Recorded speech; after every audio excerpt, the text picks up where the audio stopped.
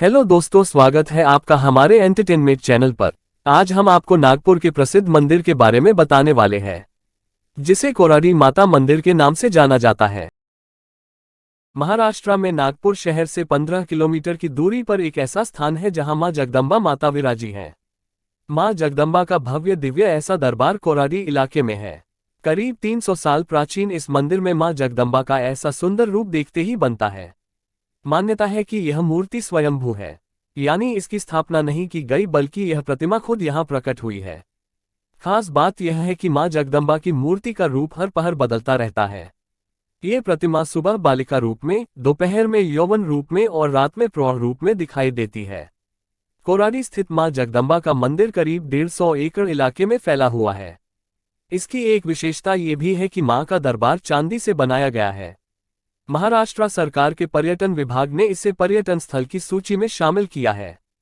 4 वर्ष पूर्व इस मंदिर को भव्य रूप देकर इस मंदिर का जीर्णोद्धार किया है।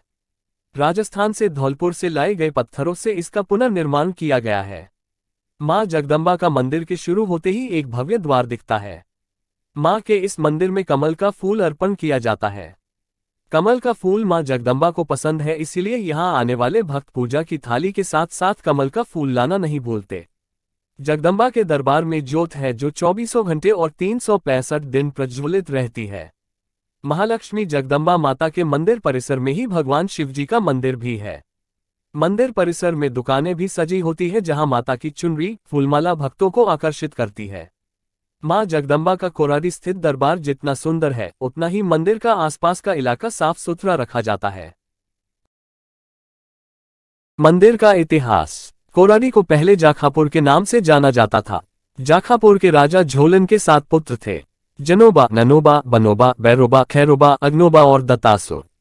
लेकिन कन्यारत्न न होने के कारण राजा दुखी रहते थे। उन्होंने यज्ञ, हवन, पूजा, तपस्या करके भगवान को प्रसन्न किया और कन्यारत्न मांगा। राजा को दैवीय, पवित्र और दीप्तिमान कुंवारी के रूप में आदिकालीन अवतार के कई दिव्य अनुभव होते थे। उसने कई कठिन परिस्थितियों में राजा का मार्गदर्शन किया और उसे सही निर्णय के लिए प्रेरित किया।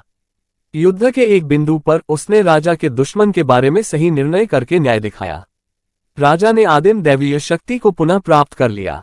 अवतार पूर्ण होने पर सूर्यास्त के बाद जिस स्थान पर देवी विराजमान हुई वह है जाखापुर। वास्तव में इस मंदिर को शक्तिपीठ माना गया है।